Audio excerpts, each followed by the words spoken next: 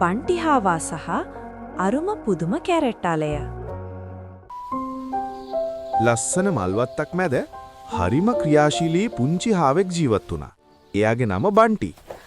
එක දවසක් බන්ටි සෙල්ලම් කරද්දී එයාට දැක ගන්න ලැබුණා ලොකුම ලොකු අරුම පුදුම කැරට්ටලයක්. වාව් මේක නම් මන් තනියම කනවා කියලා හිතපු බන්ටි හීනෙන් ඒ කැරට් අලය රස බැලුවා. පස්සේ යා ඊටාම මහන්සියෙන් ඒ කැරට් අලය උඩට අදින්න උත්සාහ කළා. බන්ටි ඇදලා මහන්සි වුණාට කැරට් අලය නම් පොළවෙන් එළියට එන්නෙම නෑ. මේ වෙලාවේ චූටි මී පෙටිය එතනට ආවා.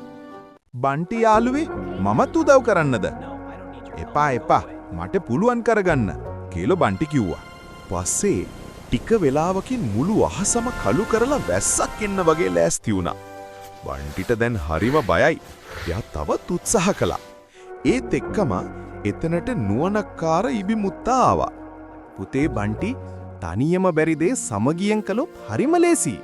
තමන්ගේ වැරද්ද තේරුම්ගත් බන්ටි යාළුවන් සමග එකතු වී කැරට් අලය උඩට ඇද්දා. එකපාරටම පොප් ගාලා ලুকু කැරට් අලය පොළවෙන් එළියට ආවා. බන්ටි හරිම සතුටින් ඒ කැරට් අලය කෑලි වලට කපලා හැමෝටම බෙදා දුන්නා. තනියම කනවට වඩා යාළුවෝ එක්ක බෙදාගෙන කන එකේ තියෙන සතුට බන්ටි එදා තේරුම් ගත්තා.